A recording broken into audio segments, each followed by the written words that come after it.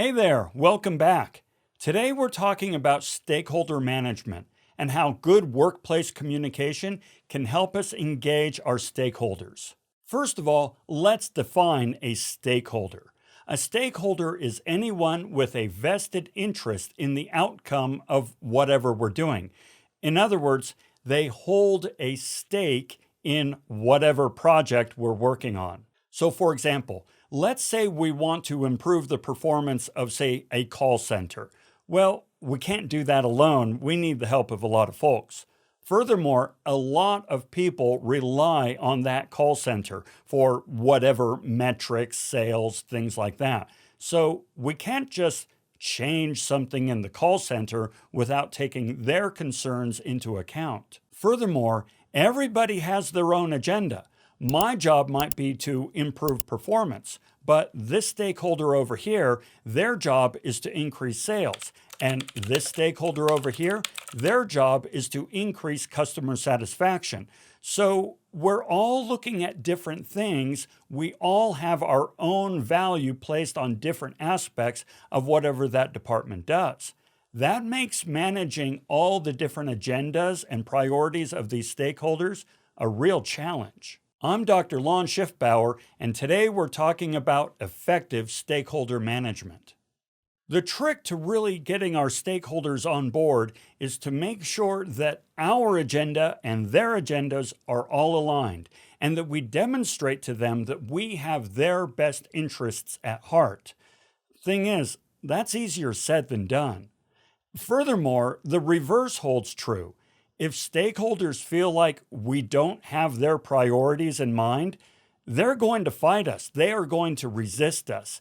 And, well, I'm speaking from experience here, that gets really awkward and difficult. Vedra, Melanie, mea culpa. Why stakeholders may not lend their support. Okay, obviously, we need their support. Without stakeholders on board, we're going to fail. It's really that simple. Now, don't worry, we're going to talk about how to get our stakeholders on board. But first, we need to understand why they may resist us in the first place. Here are just a few reasons. The first is a perceived negative impact on whatever our stakeholders care about the most. They're concerned that if we just go in and make changes, then that's going to negatively affect their priorities and their deliverables. It can go even further than that. Sometimes the changes we make directly affect their jobs, their positions, and their domain of self-worth. If we initiate or even propose changes that profoundly affect their positions and their authority and standing in the organization, you better believe they're going to resist. Another reason they may resist is because of a lack of clarity of what we're trying to do and what we need from them. So, for example, let's say that you're starting a business and you want the help and support from your friends and family and those who can help you get this thing off the ground. Well, they're going to ask you questions like, what kind of business is this that you want to start? What are the products and services that you're going to offer? How are you going to price them? Who's your target market? What are their needs and pain points? And how will your business help address these needs? If you don't have really good, clear answers to these questions and answers that resonate with them, and instead just kind of say, well, I don't know, I'm still sort of working on it, well, then it shouldn't be any surprise that they're going to say, well, come back to me when you have more information. And in the meantime, they're going to withhold their support. Another reason that stakeholders may resist is because they perceive that what you're recommending goes against previously agreed upon objectives. Maybe your stakeholders are totally committed and they are engaged with whatever the organization is working on right now and the objectives by which that organization measures success.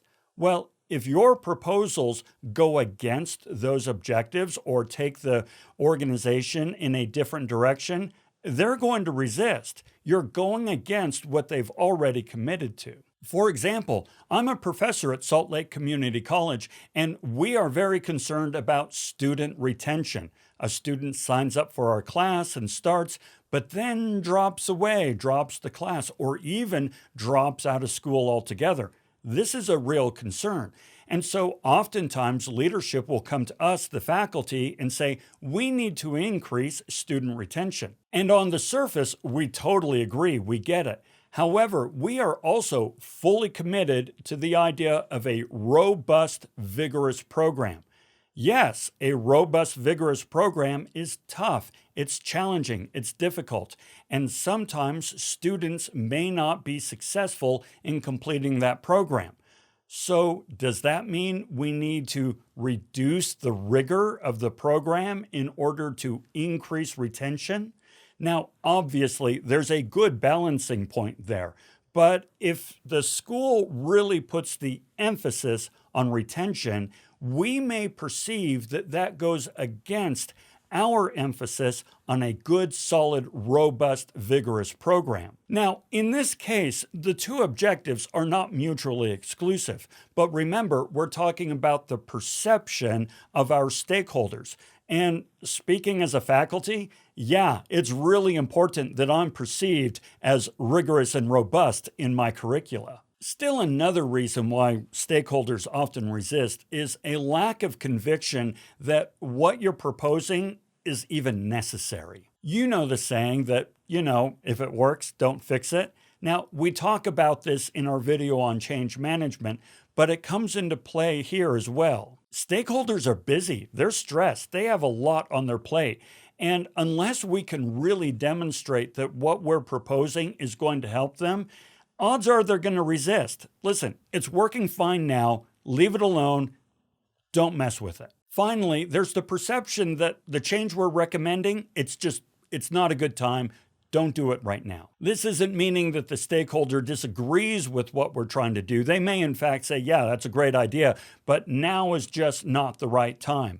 Once again, we have to be cognizant and aware and empathetic toward their desires, their goals, and their responsibilities in the organization. At the end of the day, we need to understand that no change happens in a vacuum. Everything has a ripple effect. And our stakeholders, they are the ones who have the highest understanding of the threat of these ripples. We may not even know what the ripples are. They know what they are, they live them, and they are going to speak up if something could potentially negatively impact whatever it is they're trying to do, their roles and responsibilities in the organization. Now, there are other reasons that stakeholders may resist us, but I'm not going to go into detail. If you want to learn more, go back to the video on change management, where we go into depth on why people resist change, and that includes our stakeholders. Understanding the influence of your stakeholders. If we're going to be successful in influencing our stakeholders, we need a plan. This means understanding who they are, identifying them in the first place, and what their role is in this project and how the project could potentially affect their jobs and their roles. Now, there are a lot of ways that we can put this plan together, but the one I want to talk about today is called the RASCI model. RASCI stands for responsible, accountable, support, consult, and inform. Responsible is who is responsible for the success of this project? Who's leading it? Accountable asks, who's accountable for the outcome? Whose signature do we need at the bottom of the page saying, yes, successful? Support means, whose support do we need? For this project to be successful, we need skills, we need resources, we need expertise. Who are these people, and how are we going to get them on board? Consult means, with whom do we need to consult to be successful? Odds are this sort of thing has been done before, or perhaps we need greater insight into the needs of others or what other departments are working on. So the consultants will help us understand what we're doing in context of the bigger picture. Informed means, who do we need to keep informed? Make sure that we keep them in the loop. There are plenty of folks who at least want to know that things are moving forward, but they don't need to know much more than that. On the other hand, if we keep them in radio silence, they get really nervous and start asking questions. Who do we need to keep in the loop? The next thing we want to do is classify these stakeholders as either champions, supporters of what we do, or opponents. Supporters or champions are those who are in our camp, right? They're on our side and they want to see this project be a success. On the other hand, opponents are those who, frankly, want to see it fail. They don't want this project to happen, and they're going to do whatever it takes to make sure that it crashes and burns. Once you have these key players identified and classified, the next thing you can do is put them in 4 quadrants along 2 axes: the degree to which they can influence the project, the power they hold, and the degree to which they are affected by the project, their interests. So for example, if someone's power is low, the degree to which they have a say over the project, and the degree to which the project affects them is low as well, then, well, frankly, you don't have to worry about them too much. You want to monitor them, but you don't want to fixate on these folks. On the other hand, if someone's power is high, and the extent to which the project affects them is high as well, well, then you better manage these folks closely and make sure they are happy every step of the way. Now, if somebody's power is high, but their interest is low, you still want to keep these folks satisfied. After all, they may not have a lot of skin in the game, but they have a lot of influence. And when it comes to stakeholder management, influence is the coin of the realm. Conversely, if someone is profoundly affected by the outcome of the project, but ultimately has little power or influence over what you're doing, you'll want to keep them informed and meet with them frequently and be transparent about what you're doing. You want to keep them happy and you want to keep them informed because what you're doing will affect them. But ultimately, they don't have a lot of power or sway over you, so you don't necessarily need to lose sleep over their position. But that's not to say that you can ignore them. Even somebody with little power or influence can cause a lot of trouble if you don't take their needs into account. I know it's a lot to think about, but trust me, you'll be glad that you have this picture of the stakeholder landscape. After all, there may be times where you need to figure out how to deal with an opponent, especially an opponent with power and influence. It could be that your answer is to turn to a champion who has power and influence over that opponent. So let's say, for example, you're working on something and Lori is over here making a fuss, and Lori is powerful. We can't just ignore her. But we know that Penny has a lot of sway over Lori, and Penny is on our side. She has our back. We can turn to Penny and say, hey, do us a favor. Can you talk to Lori and find out what her concerns are? Find out what we can do to make her happy, because she's not listening to me, but she'll listen to you. That way we can practice influence across the whole landscape. Furthermore, we can really understand who do we really need to have on our side to make this successful. And you know what? It's not always the great big leaders and vice presidents and directors and so forth. It's quite often the little guy. These are the ones who are making it happen where the rubber meets the road. So we need to make sure that we meet their needs, that we understand their concerns, and do whatever we need to keep them engaged and involved and committed to the project. And finally, it helps us understand, frankly, who we don't need to worry about so much. We are going to get a lot of noise from a lot of directions and a lot of folks speaking up and voicing their concerns. And that's fine. That's understandable.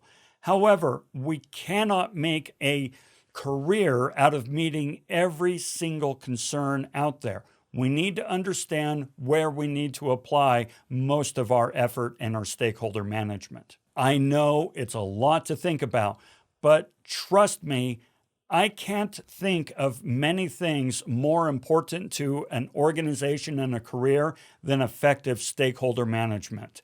I should know I've done it well and I've done it poorly. And when I've done it poorly, it has hurt and stung to an apocalyptic degree. So let me share my learnings with you. Let me help you out. All right, so there you go. Use it, do what you can with it, and good luck to you. And until we talk again, have a fantastic day. I'm gonna get you, Roy. Not if I get you first, Decker. Oh, yeah, yeah. I think. Oh, whoa, hey. Wow, you're still here. Cool. Thank you. Listen, if you like this stuff, you can check out the description where I have my other YouTube channels listed, as well as a podcast or two and a vlog. And if you want to support the channel, you can check out my Patreon account. There's a link in the description below for that as well. So, yeah, thanks a lot. We'll see you later.